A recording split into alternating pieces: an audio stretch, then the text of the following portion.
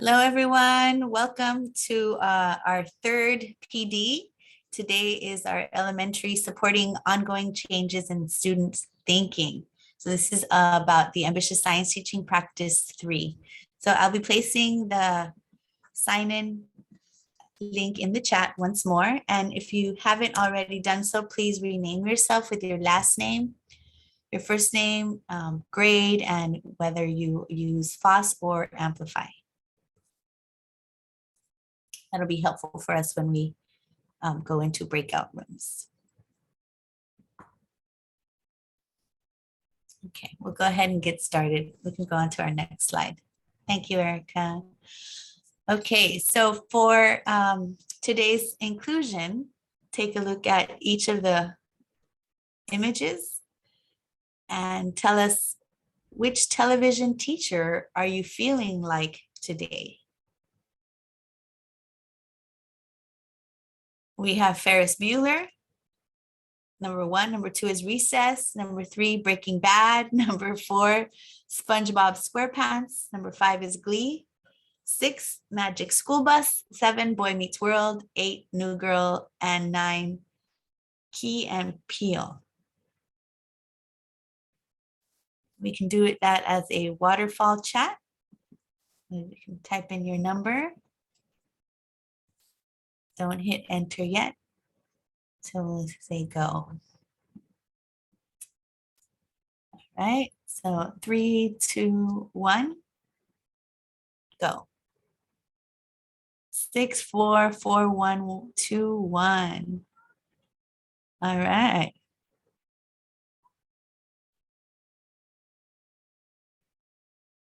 Terry Little says he's feeling like a Ferris Bueller. We have quite a few of those. All right. Yeah, I think I wasn't sure initially which one was number 2 from Recess, but I used to actually watch that. I remember liking it, but already being like older for too old to be watching that.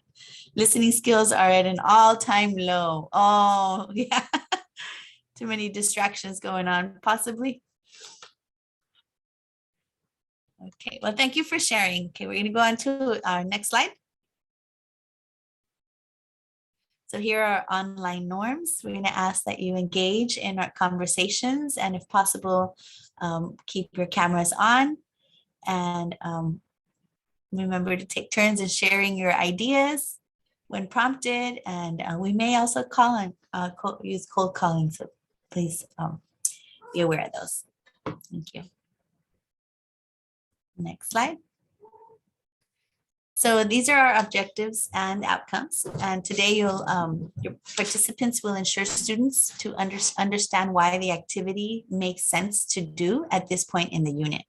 And also to help students bridge the activity with a larger scientific idea and to support the development of students' academic language using the activity as a context.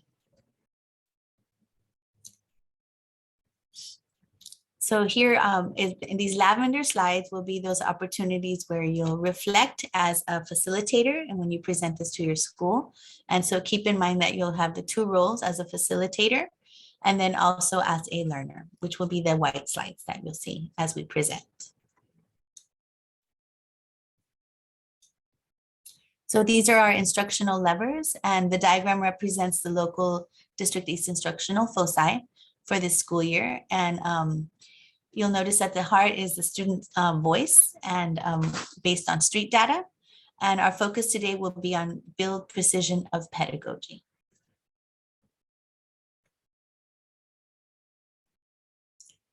So the next generation science standards live at the nexus of the 3 dimensions. NGSS standards-based lessons must include at least 1 science and engineering practice referred to as student moves, 1 disciplinary core idea, and at least 1 cross-cutting concept.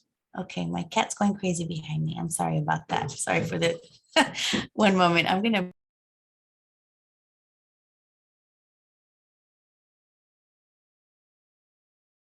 Okay, so Erica, can you go ahead and click on the slide? Yeah. So there's our DCIs, what the students are going to be knowing. What is the content of the science? in their lessons. And then again, as I mentioned, one of the science and engineering practices. So this is what students are doing in order to access that content. And then finally, the lens, how are they thinking about it? So are they looking at any patterns, any cause and effect? Again, what they're thinking and how they are thinking about it. And then the why. Why are students trying to figure it out? Well, it's all because they're starting to build an explanation towards an anchoring phenomenon. So this is when we talk about the standards and storylines. Okay. So again, as mentioned, the anchoring phenomena can be used as the backbone of a unit. A unit is launched. Teachers will initiate, generate ideas from students, and students either create a model or an explanation about that anchoring phenomena. And as lessons go through the unit, students engage in some of those science and engineering practices and sense-making activities as they gather more information and content and access key ideas and vocabulary, then have an opportunity at some point in the middle to revise their thinking, add on or make changes to their initial model, continue with further lessons until they get to their final explanation, their final gapless explanation.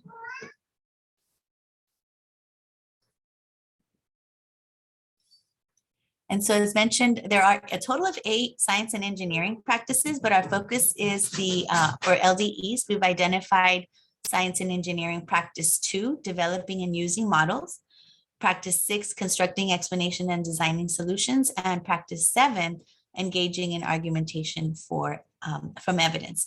So we notice that there is that common thread of claim, evidence, and reasoning. And for the teacher moves, we are using the ambitious science teaching practices. And as we've reviewed in the past 2 PDs, we've already looked at planning for engagement around big science ideas, in this case, phenomenon. We've looked at eliciting student ideas. And so today we're going to be focusing on practice 3, supporting ongoing changes in thinking. So if you were not with us for PD 1 or 2, you can view the videos linked on this deck, on this slide. You'll see that, again, we've already looked at practice 1 and 2. And so today our focus is practice 3.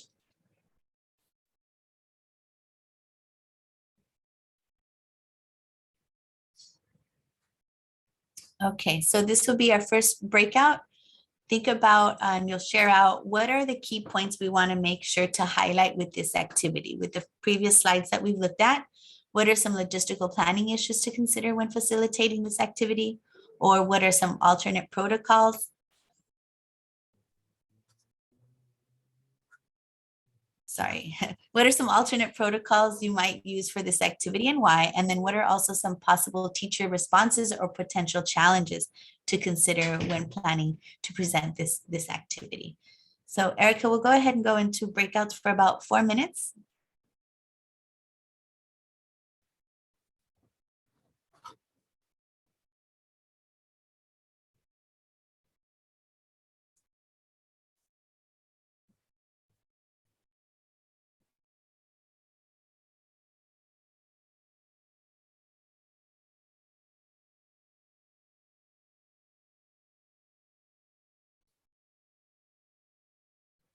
Okay, welcome back, everyone. So let's just have a brief discussion over what were some key points that you would want to highlight when presenting this portion of the activities or the lessons.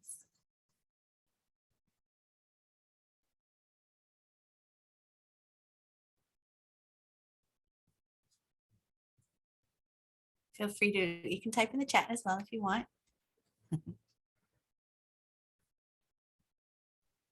Well, if I may, the last time we had, what was it, the part 2?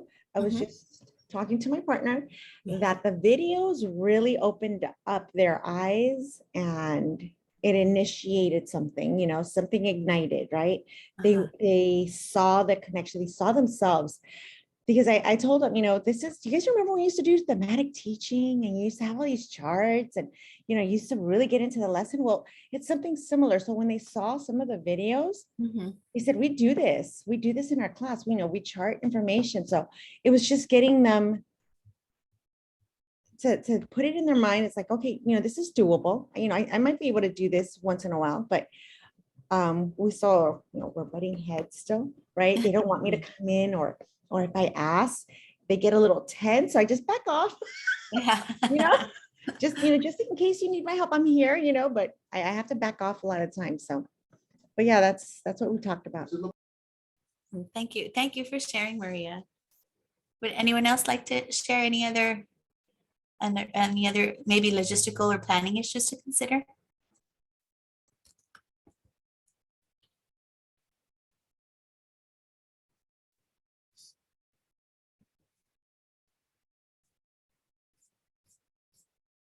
Okay, I'm not seeing anything in the chat, but okay, so we're going to go out into our next slide, and Erica will be guiding you through what are sense-making activities.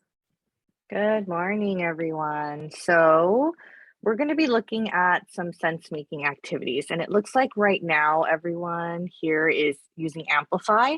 So you're going to get a link in the chat to a participant deck that you'll be able to make a copy of for yourselves. Keep that deck open because we're going to use it throughout this PD. So we're going to engage in this activity, and using your participant slide deck, you'll go into your breakout rooms, and based on your publisher, which in this case is all Amplify, you're going to review the learning activity for Amplify that students could engage in. Once you've reviewed the activity, have a discussion around why the activity is a sense-making activity, and then try to discuss which science and engineering practices the students were able to engage in while participating in the activity. We're going to put a link to the chat, a link to the NGSS progressions in the chat as well, so that you can refer to that and find the specific element or bullet point within that science and engineering practice that the students would be engaging in as well. Do we have any questions before we put you into the breakout room?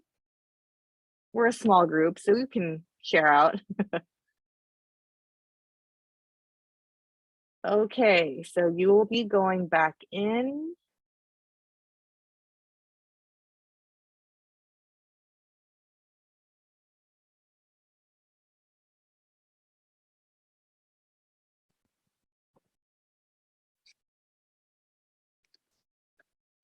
Welcome back. So I know it was a little short, but I hope you had some time to look at the Amplify sense-making activity. So if you scroll through your participant deck, you would have found it, I think, slide 9. So here's the anchor phenomenon. Why do these two similar salad dressings look different from one another? Here is the situation, and then the question being posed: how can we create a salad dressing that will not separate into layers? So I'm going to go ahead and open up the discussion. If anyone would like to share what makes this a sense-making activity.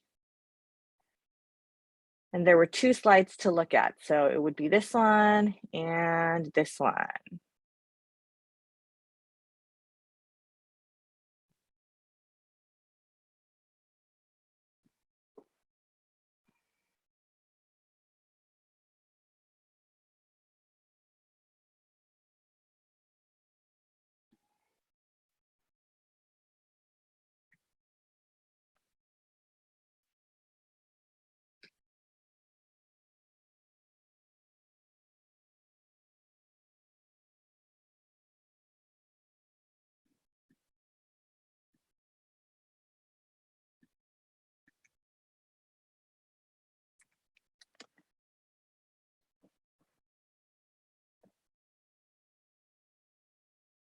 I joined a group and I heard some good conversation there with someone from that group. Be willing to share?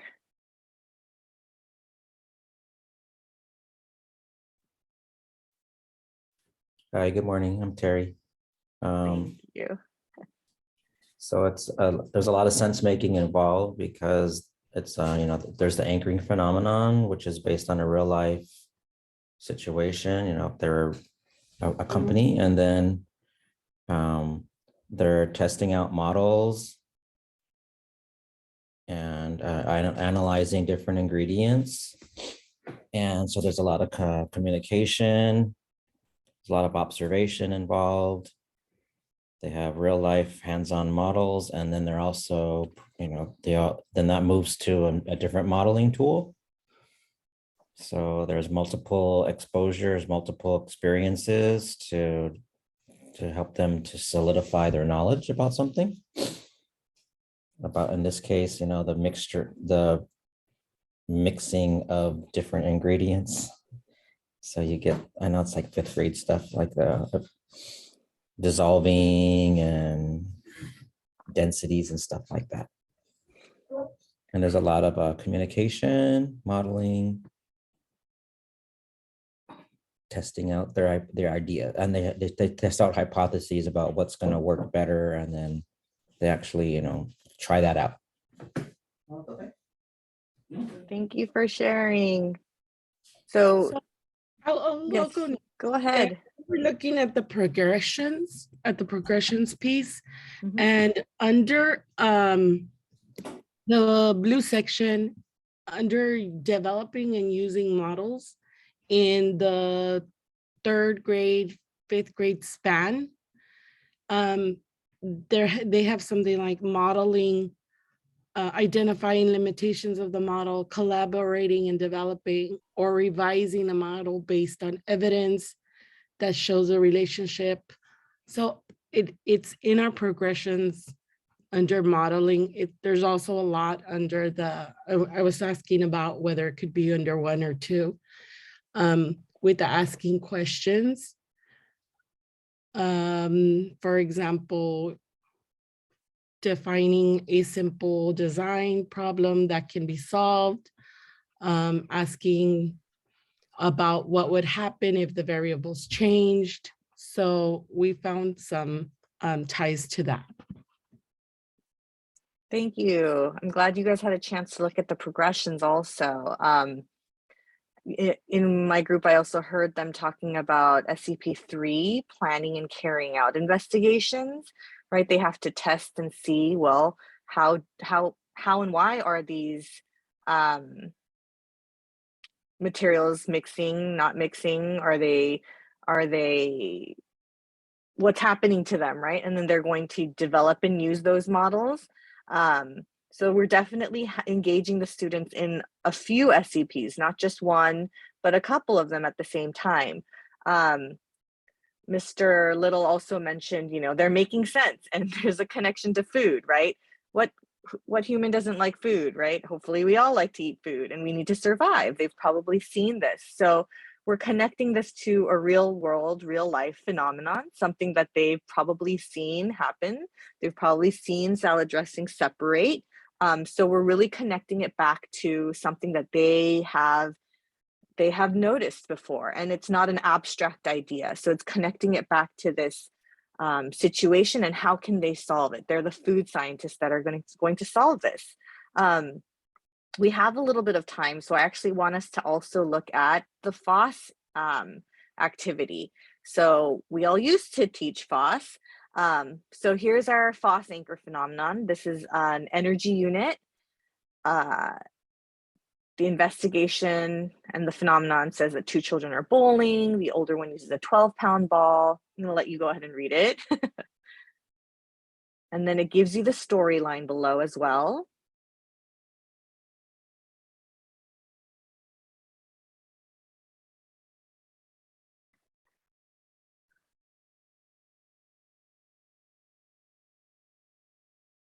And this is in your participant deck also. So I'm going to show you now the actual sense-making activity. What makes this sense-making?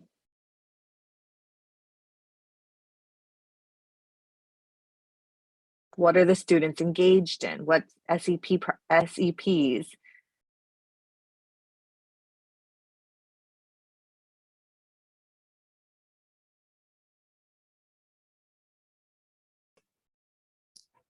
Investigation, experimentation, 3, have side-by-side models. They're collecting data and recording and presenting them in data charts.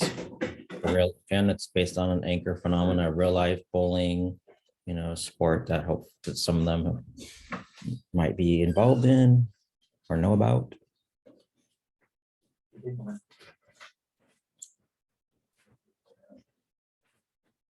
Asking questions, trying to answer questions. Yeah, you mentioned they're collecting data, right? They're testing different variables, right? From a ball that has a larger mass to medium, small. They're changing the position of each of these balls, and they're recording the data based on what they've seen. So it's all adding to the sense making, right? It connects directly back to this investigative phenomenon, anchor phenomenon, and what the children are noticing when you have a higher pound ball versus a lower pound ball. And they're connecting it to, again, a real life situation that they may have or may not have experienced themselves. Thank you for sharing. So we're going to quickly take a look here and see, well, what then counts as an activity, right? As a sense-making activity. We have some examples listed here, such as teacher demos, proof of concept, designing a study, secondhand data, right? They're collecting that data, like the Foss investigation. They're sometimes using a computer simulation to produce that data. Amplify has a lot of those simulations that the students are able to use, especially in the upper grades.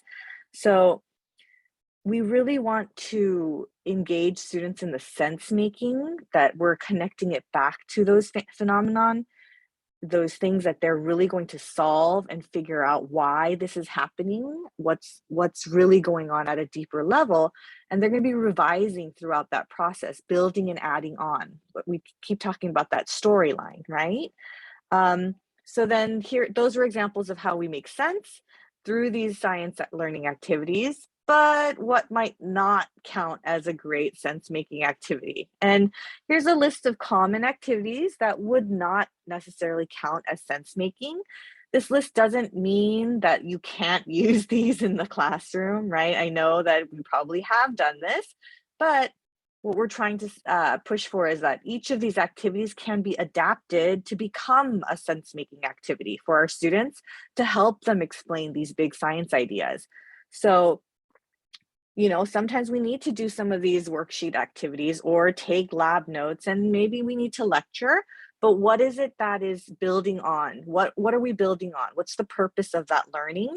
And how are we helping our students make sense of the information that they're gathering? How are they going to build onto what we've been talking about, and how will it help them to revise their thinking, to have discussions and dialogues with their peers, to really think about what's happening?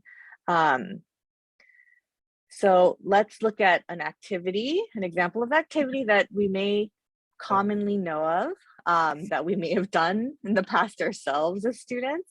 Erica, Yes. real quick. Yeah. I'm intrigued by why a simulation to prove a concept is not a sense-making activity. It seems like simulations are like, multi-sensory and totally would be, unless I'm misinterpreting what a simulation is. So I think the difference here in terms of the simulation to prove a concept versus, let's say, a simulation we have in Amplify, for example, right? These simulations in Amplify, they're testing variables. They're plugging in different things to change the way, or to observe the way certain things are happening. They are collecting data from that, whereas a simulation to prove a concept is more of, here's watch this and see how and why this is the way it is. So I'm trying to think of an example. Maybe Lillian, you can help me out, but it's typically like, let's watch a video or a simulation that says, listen, this is photosynthesis, and this is the way photosynthesis works. Ta-da! Does that clarify? I hope that clarifies. Whereas, a simulation for students to engage in, like that modeling simulation, they're going to be figuring out with different variables. They're going to be playing around with it, per se, to figure out, okay, why is this happening? What's causing it? What factors change or limit, my understanding of this? Does that help? Yes, thank you. Okay. Any other questions? Great question. All right. So let's come into this this example of something that would be considered a non-example of a sense-making activity. So here's another learning activity. What SEPs? Again, we're looking at the science and engineering practices are they engaged in? And why are we saying, why is this not really considered a sense-making activity? And we can share out or in the chat. But they're so beautiful and they help the room environment. Right? You can put up on your wall. They're good for open house. Come on. Craig would be very sad to hear this. Oh.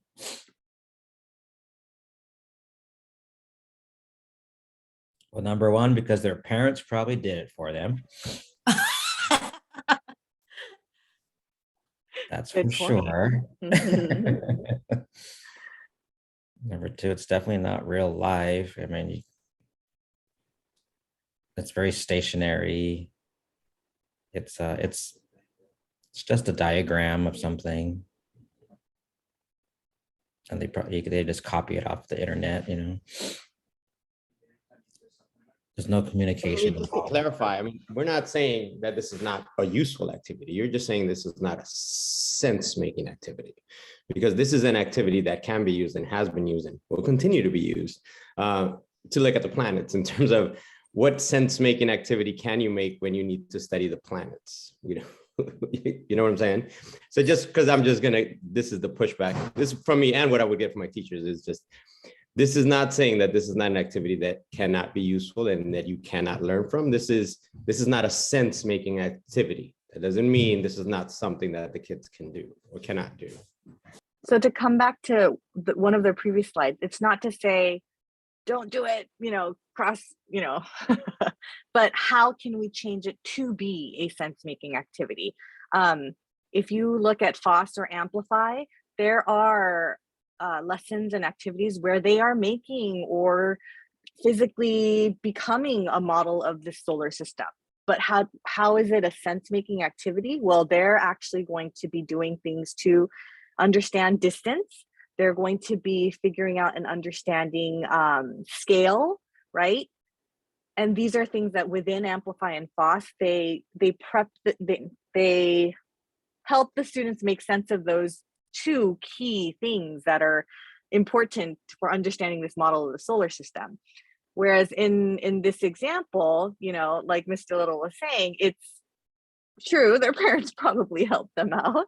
How are they making sense of it? They're coloring, they're putting nice little styrofoam balls or whatever they are in certain areas, but do they understand distance? Do they understand the scale of these planets? Like, what is the purpose? What are they making? How are they making sense of what they're doing here? I hope that clarifies. Yeah, I think, I mean, to use as a how do you say, a presentation support, if they're making a presentation about it, then maybe they can, use their fingers to use the model to to model the orbit and the revolution and stuff like that. But in terms of having to understand spacing and scale, they have to go out on the playground and position themselves at different distances away from each other and then follow that orbit, and that'll make it more sense making for them. Absolutely, right? Use the yard, give them a scale. I think within Amplify itself, there is a scale. They say that this certain object or this distance is the scale. And from this point, this is how many of these, Earth spheres or whatever they use to separate, to explain that distance. Lillian, did you want to add something? Yeah, no, I was going to say that Amplify, that activity exactly, when they are given that scale and proportion. And so now they're looking at the astronomical units and the different distances between each of those planets. and how far away they are. So they get that perspective of scale and proportion. Mhm. It's a beautiful model, but how are they making sense of what they're learning, right? So that's really what we want to guide our teachers and our students to be able to understand is, okay, we can do this, but we need to do something more. We need to engage them to be able to help them understand beyond just place these items here. This is pretty.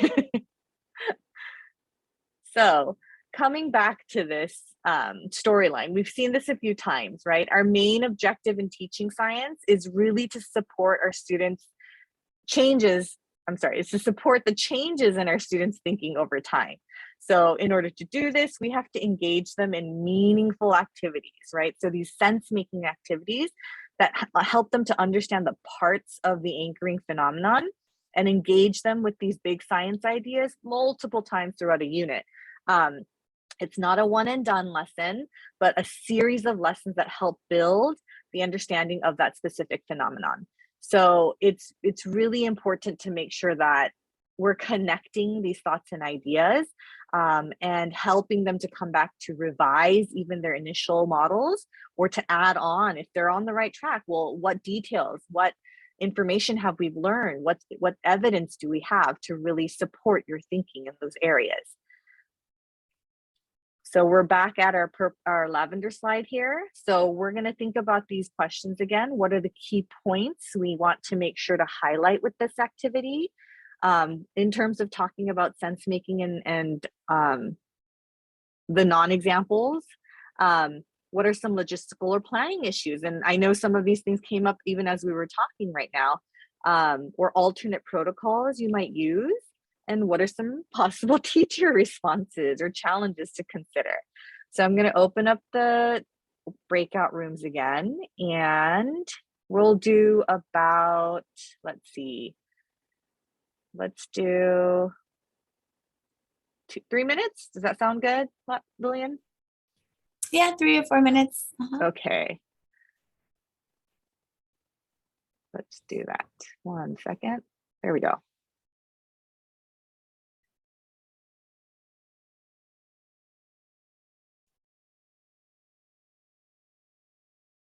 Welcome back.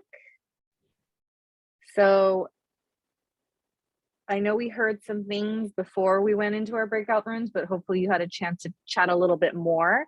What are some of these key points that we might want to make sure to highlight with the activity, or some logistical planning issues or possible teacher responses and challenges? Let's go ahead and just unmute since we're a small group here and just share out what your thoughts might be.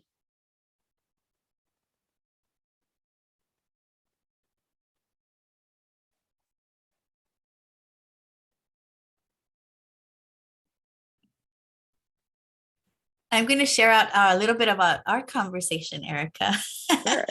Right? When we were planning this PD and looking at, when we selected the one example, the non-example of the solar system, it was like, ouch, that hurts. That's hitting home. We see it all the time, and it's fun to make. And, in terms of sense making, it's like, okay, how would we want to still use this somehow? And so it's one of those, like Luis mentioned, there would be pushback from teachers, because it is one of those that we've done, that we've seen, and it's fun arts and crafts. And we can see it even at the secondary level in middle school. When I taught 8th grade science, we do address, the solar system at the time, or, before NGSS, but thinking about how would we adapt this? It's definitely doable and possible to maybe still use this, but not be the main focus of the activity.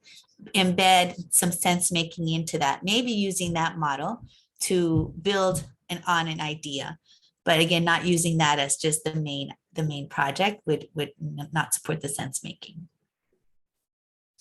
So one of the things that I was sharing was that I would love to spend a little bit more time on this section, because I know that we're going to get pushback from this, but also because I think it's important to talk about, okay, what is the purpose of the activity? for me, purpose is something huge that I've learned that I always have to think about, okay, why am I doing this? Am I doing it because it's cute? Am I doing it because it's fun? Or am I doing it because I really want something out of this? So that has really changed the way that I teach. When I began teaching 20 something years ago, a lot of the stuff I did was because it was cute and because I didn't know any better. But I would definitely like to have those conversations with our teachers and then maybe just repurpose some of the stuff that we do and highlight like the student talk or the discovery, stuff like that. I love that you said repurpose, right? Like when you go in and you like remodel your home, that's the reason why you're repurposing it for a better, bigger and better. And yeah, have we done these things? Sure. But what can we do now that we understand more clearly? What can we do now as educators to really support that student thinking? Like, what's the reason? Like you got it right on the dot. Like, what's the purpose and the reason for why we are doing this with our students? So it looks pretty, but what are they learning through it? What are they accomplishing? What's the big idea, right? Thank you so very much for sharing. This is perfect segue into now our break time. So we're going to give you guys a 5-minute break and we'll come back at about 9 o'clock. So we will see you guys soon.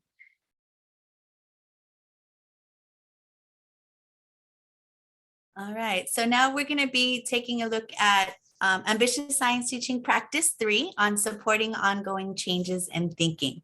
So as mentioned throughout the course of the unit, teachers plan for lessons and sense-making activities that will support students in building a better understanding of the anchoring phenomena. Let's take a closer look at the 3 sub-practices, which are introducing new ideas, activity and sense-making, and collective thinking, revising models and explanations.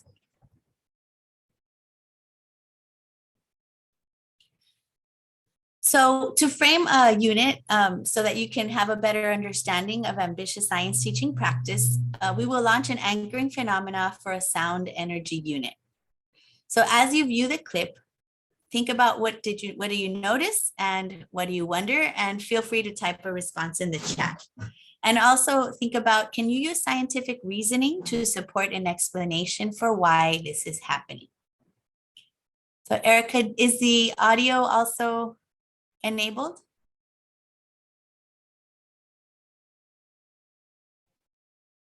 Yeah, okay, we'll reshare.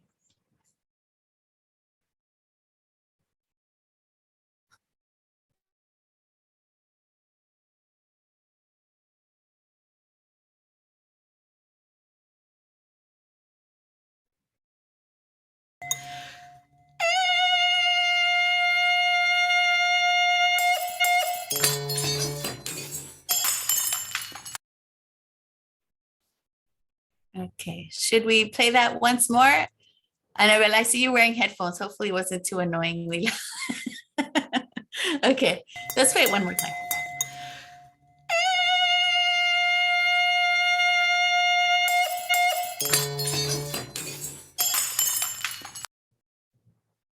Okay, so go ahead and type in the chat. First, let's start with what did you notice?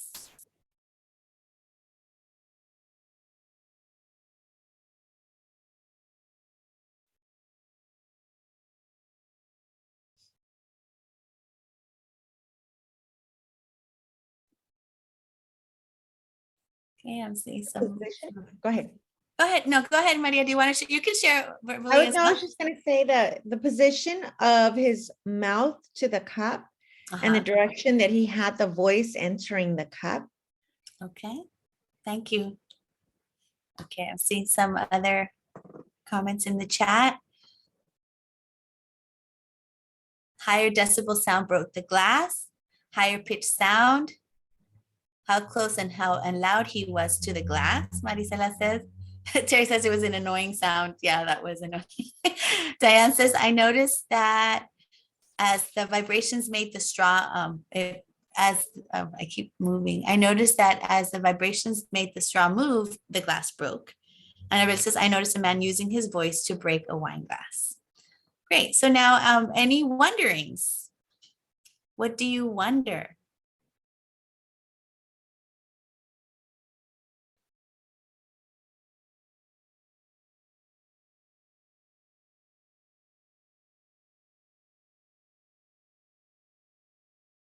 Annie says, why did he have a straw inside the glass? Louis says he added the additional variable of the straw. Would it work without the straw? Good questions.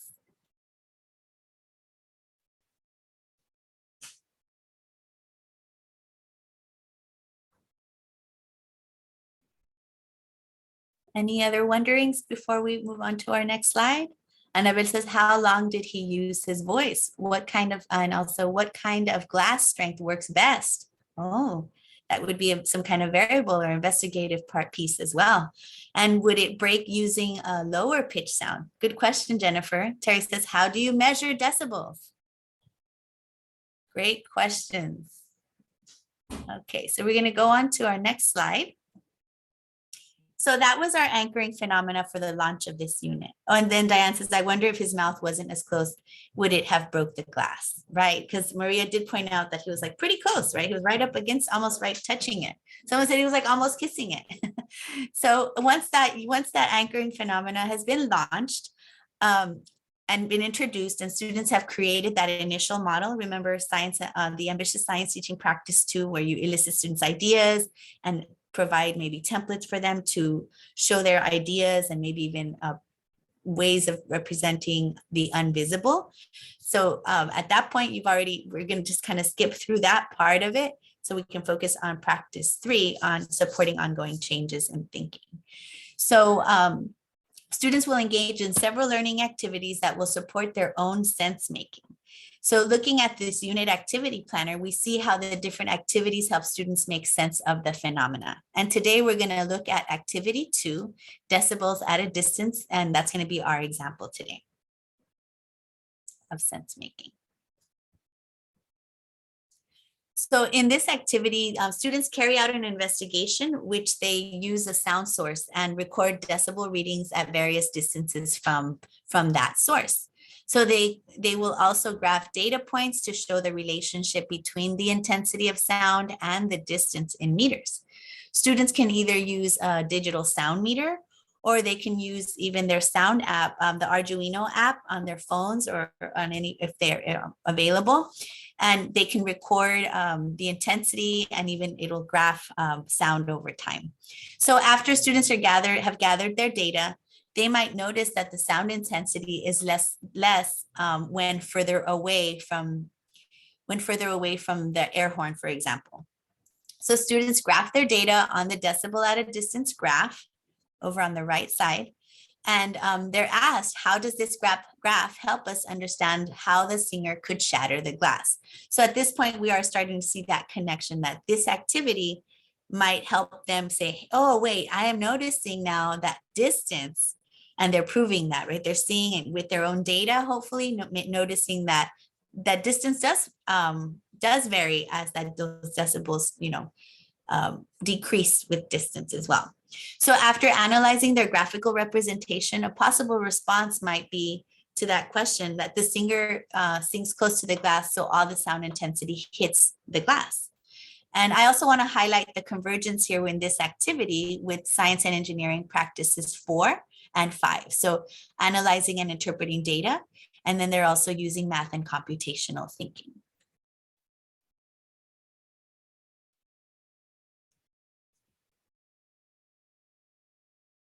So this is a unit phenomena tracker, and it's a great tool which clearly defines each learning activity and how it builds toward a better understanding of the phenomena. So it informs the student about their own learning in a cohesive way as they go through the unit, and they may refer to it at the end of the unit when it's time to write the end of unit gapless scientific explanation. So what new ideas what new ideas were students introduced to in this activity? So thinking back, just looking at the worksheet that they did, what were some of the new ideas that students would be learning at that point? And I think one of Terry's question may have been answered from prior, right?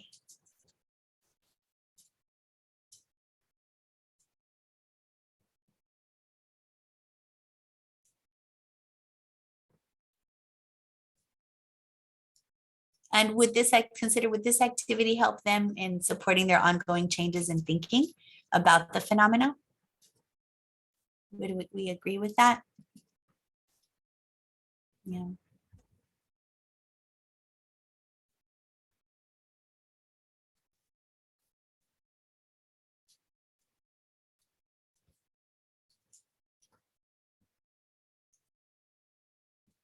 Okay, I think we can go to our next slide.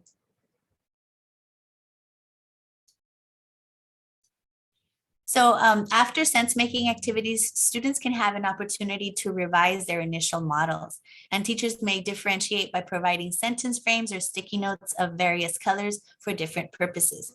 Recall that students should revise their model at least once in the middle of the unit. So you can use, for example, a green sticky note to help them revise, provide them some sentence frames to support their revisions, maybe add a new idea, remove or find out more about certain things that they may have had questions about, and then also additional questions that they still have about the phenomena. So these are just suggestions for revising models after sense making. And so here's what a mid-unit revision might look like. And what do you notice about Oliver's revised model?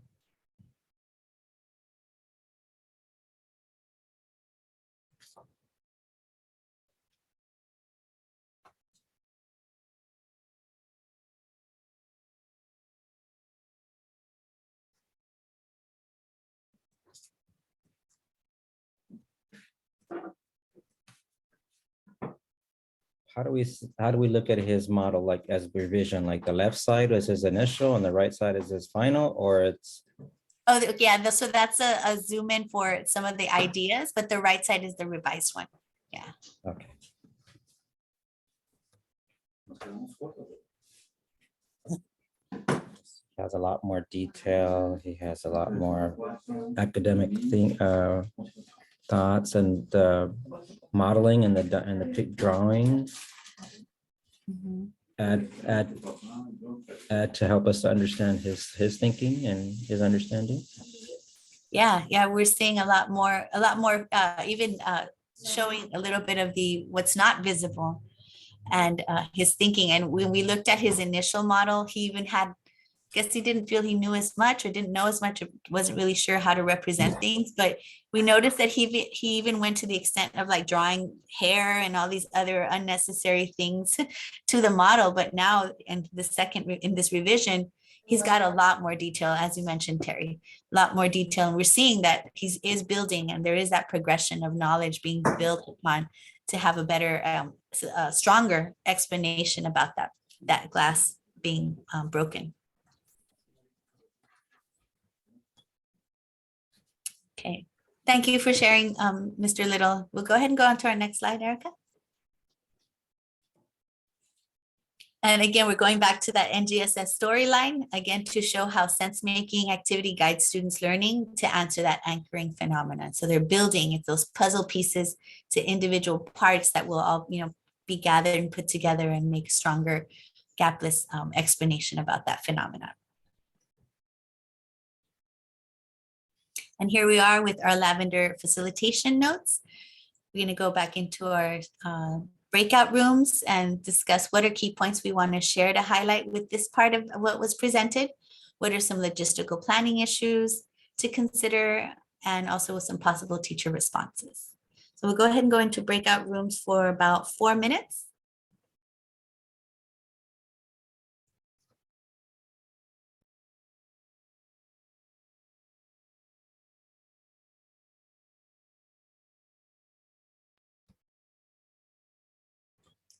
Welcome back, everyone.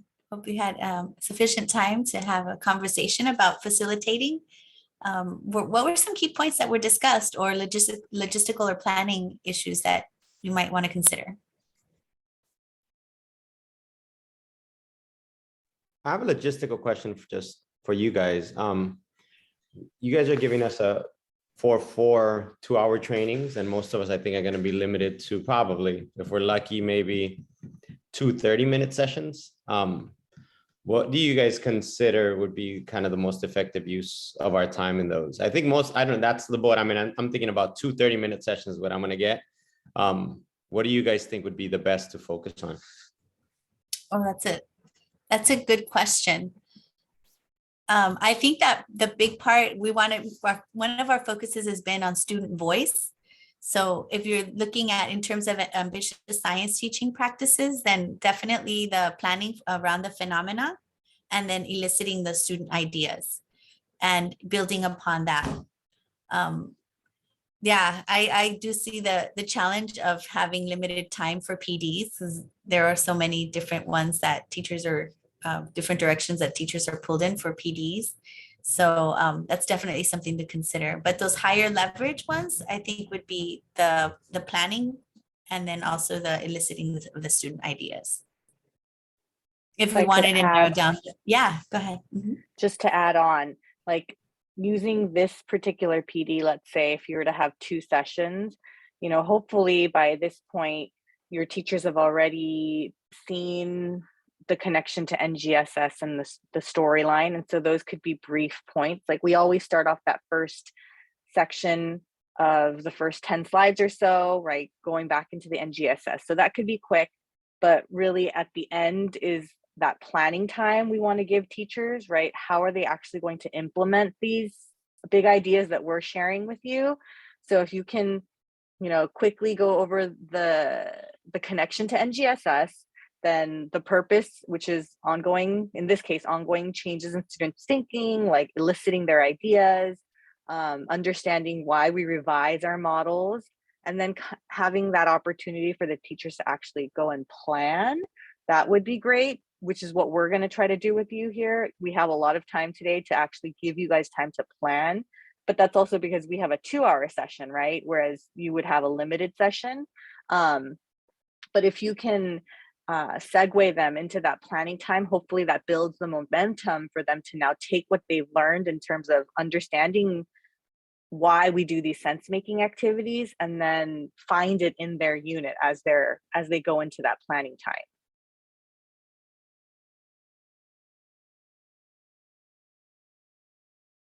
But thank you, Luis. That's a good question to consider. Anyone else like to share before we move on to our next segment?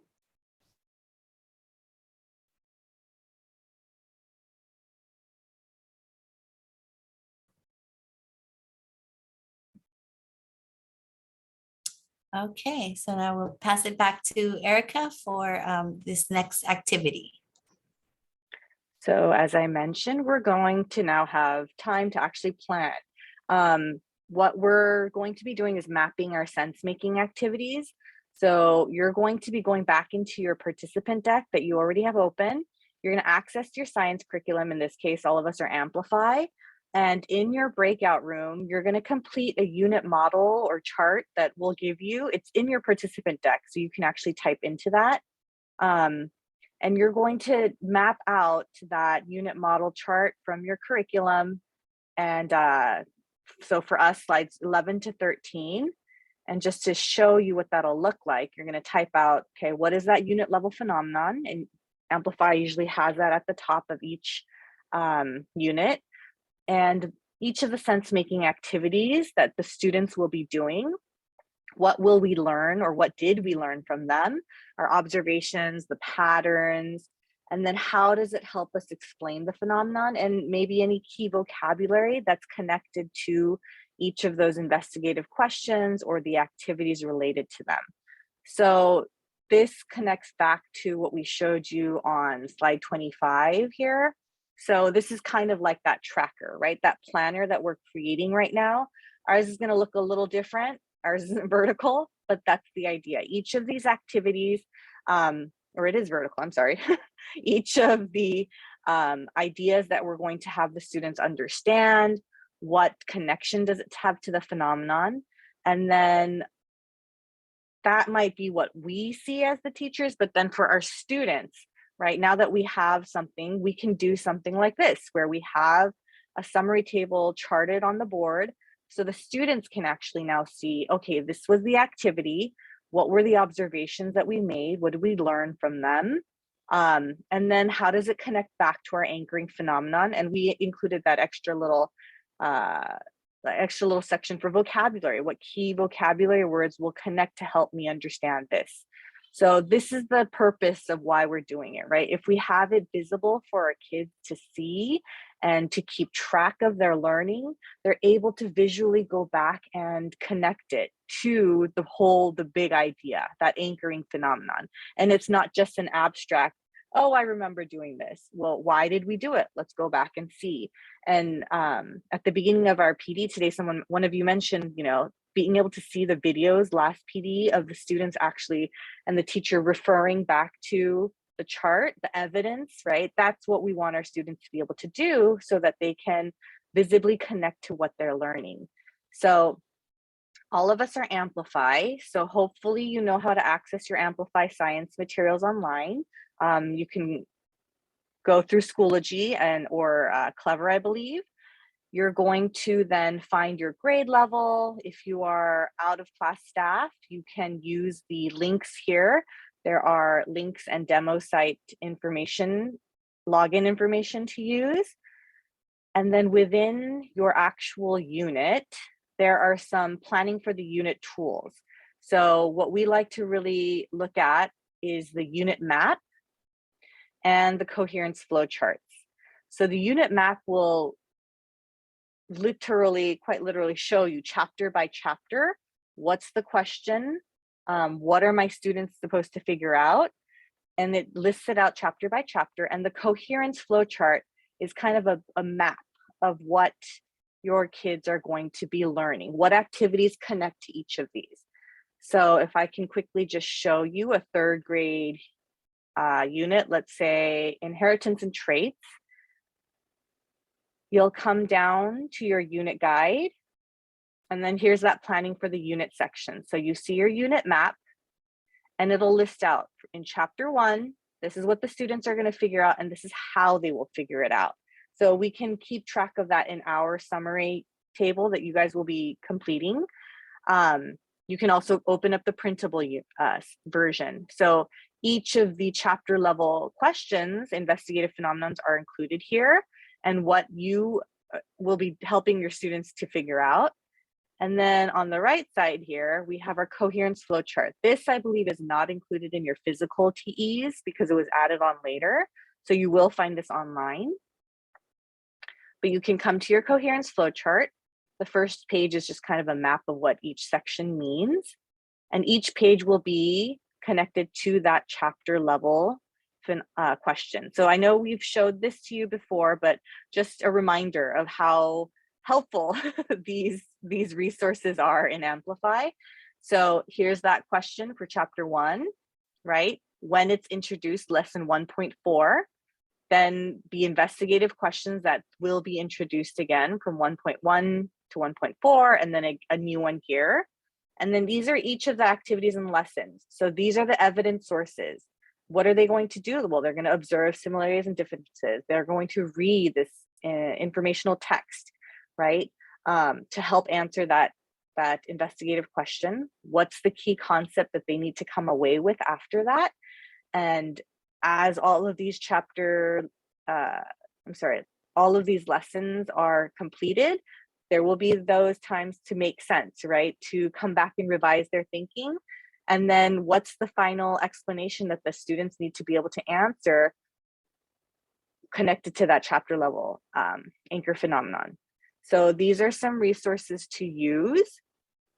We're going to put you back into your breakout rooms so that you can work on this. I think most of you are by grade level. If you are not, you can still work together. But I think that you're going to get about 20 minutes this time. It's a lot more time than we're used to, but 20 minutes to really break down your unit into that summary table. So any questions before we move on, before you go into your breakout rooms? Okay.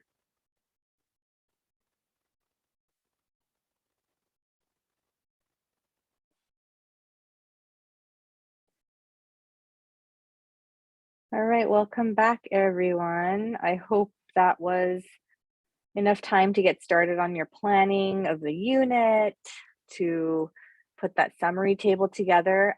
If you didn't notice, there is a link at the bottom of your, in the speaker notes, at the bottom of your summary table, where you could actually type in. There's also a link down here for you to make a copy to share with your teachers so that they can start doing that for their own units. So please, take note of that and share it with your teachers as well. So as we wrap up our PD today, the questions we are wanting you to think about now are, which parts of today's PD were the most valuable to you as a learner? Because you're the learner, so that you can go and bring this to your teachers who will also be learners. And then which parts of today's PD do you think are the highest leverage pieces in supporting your colleagues in NGS's teaching and learning? So some of us, the logistical issues and concerns were not having enough time to present this to our teachers. So which of these would be highest leverage to use in that short period of time? And then what will your next steps be to implement those parts in your school? So we'll just share out as a group instead of going into breakout rooms. So go ahead and unmute, chat, let us know your thoughts.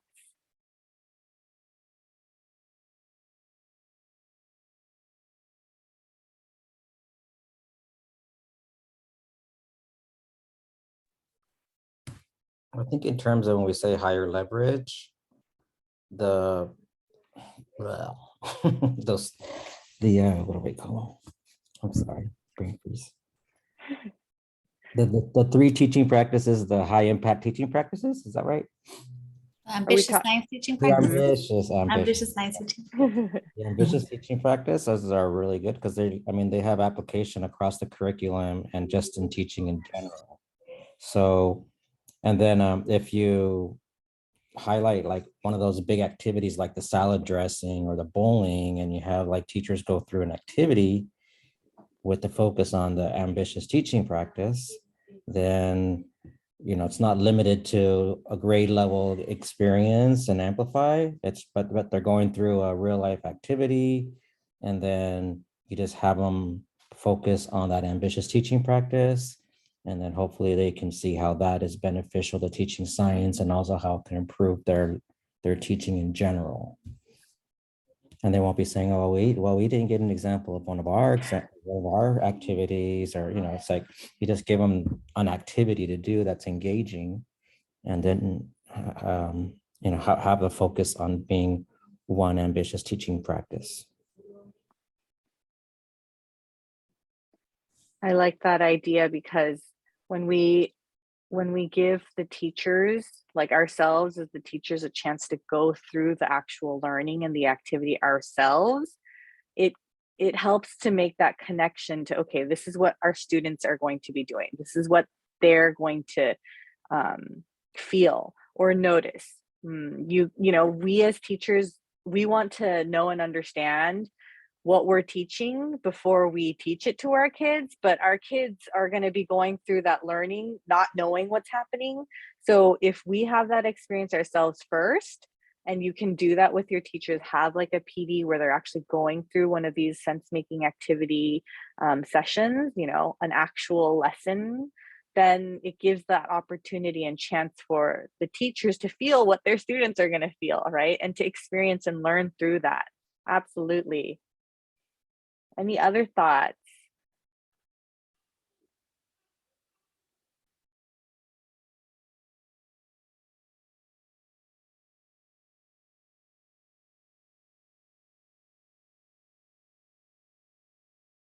All right, well, we just want to say thank you so very much for your time today, for actively participating, for asking questions, for really being engaged in our learning. So Lillian has put a link to our evaluation in the chat. If you could please go ahead and fill that out for us.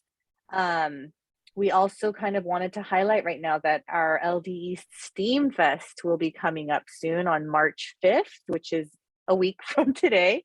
So you can come in as a participant, or maybe your school has something that they'd like to present, engage the people with, engage students with. So the link to the flyer is in our chat as well. Go ahead and share that with your teachers. Maybe as a school, you can decide to come and display and present and really engage the students that are coming in a learning activity themselves.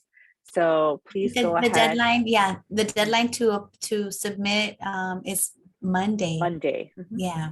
If you're interested in having a booth.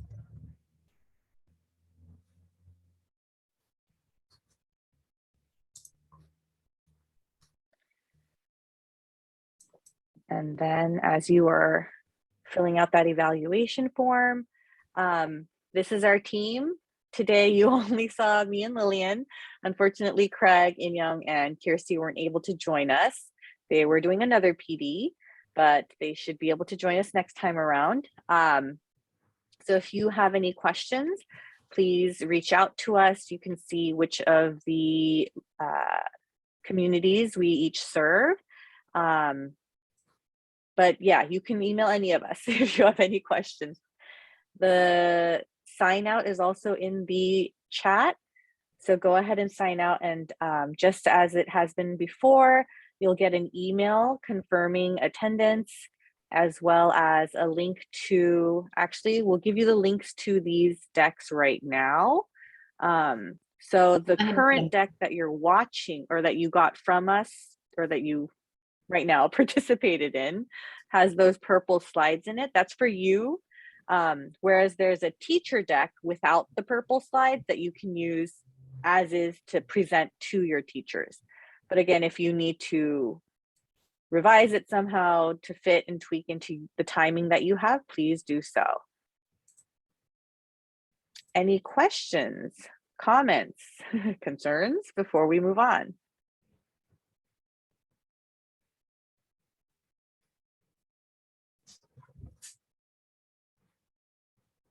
Thank you so very much for your time.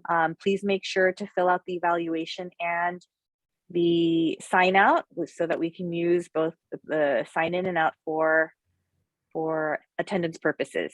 Have a great rest of your weekend. Thank you for joining us. Thank you for joining us. See you for the next one.